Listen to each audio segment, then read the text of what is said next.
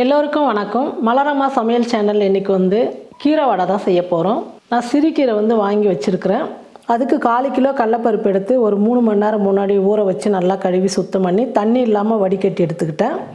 இந்த கடலைப்பருப்பு மிக்சியில் போட்டு கொஞ்சம் கொரப்பாக அரைச்சிக்கலாம். ரொம்ப நைஸாகவும் வேணாம், ரொம்ப பருப்பாகவும் இருக்கக்கூடாது. இப்போ நம்ம அரைச்சி எடுத்துக்கலாம்.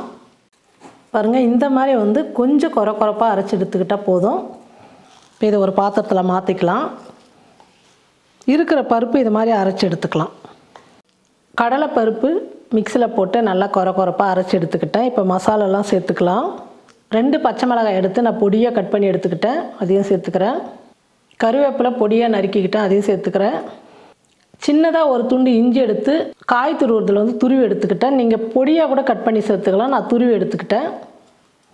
சீரகத்தூள் ஒரு 1/2 ஸ்பூன், பெருங்காயத்தூள் 1/4 ஸ்பூன். நான் பச்சை மிளகாய் சேர்த்ததுனால வெறும் மிளகாத்தூள் 1/2 ஸ்பூன் எடுத்துக்கிட்டேன். நீங்கள் காரத்துக்கு தகுந்த மாதிரி நீங்கள் சேர்த்துக்குங்க.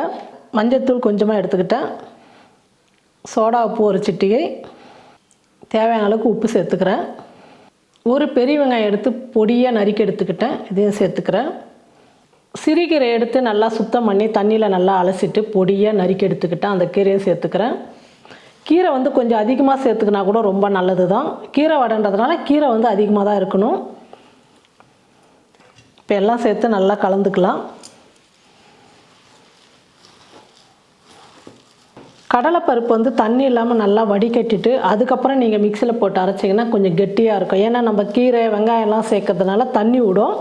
கொஞ்சம் இலக்கமாகிடுச்சுன்னா வடை எண்ணெய் குடிச்சிடும். அதனால் கெட்டியாக இருக்கணும். பருப்பு தண்ணி நல்லா வடிகரண்டியில் வடிகட்டி எடுத்துட்டு அதுக்கப்புறமா நீங்கள் மிக்சியில் போட்டு அரைச்சிக்குங்க. இதை நல்லா பிசைஞ்சிக்கலாம்.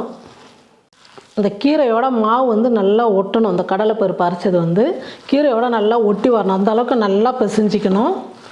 நான் நல்லா பிசைஞ்சு வச்சுட்டேன். இப்போ நம்ம வடை செஞ்சுக்கலாம்.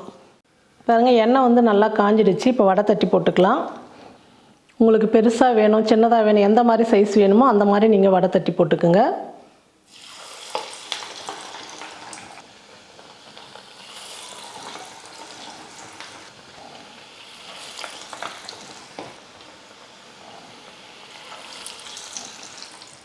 வடை ஒரு பக்கம் வெந்த உடனே இன்னொரு பக்கம் திருப்பி போட்டுக்கலாம். வடை நல்லா வெந்துடுச்சு. இப்போ நான் எடுத்துக்கிறேன். பாருங்கள், கீரை வடை ரொம்ப சூப்பராக இருக்கும், உடம்புக்கு ரொம்ப நல்லது. நீங்கள் எந்த அளவுக்கு ரொம்ப கொஞ்சம் மெல்லிசாக தட்டி போடுறீங்களோ அந்த அளவுக்கு வடை நல்லா முறுமுறுப்பாக சாப்பிட்றதுக்கு ரொம்ப சூப்பராக இருக்கும். இருக்கிற மாவு இதே மாதிரி வடை செஞ்சு எடுத்துக்கலாம். பாருங்கள், ஒரு அருமையான சிறுகீரை வடை செஞ்சிட்டோம். இது நல்லா சூடாக சாப்பிடும்போது ரொம்ப சூப்பராக இருக்கும். நீங்களும் உங்கள் வீட்டில் கீரை வாங்கும் போது இந்த மாதிரி வடை செஞ்சு பாருங்கள், எல்லாருக்குமே ரொம்ப பிடிக்கும். செஞ்சு பார்த்துட்டு எப்படி இருக்குன்னு சொல்லிட்டு மறக்காமல் கமெண்ட் பண்ணுங்கள், ஷேர் பண்ணுங்கள். நன்றி.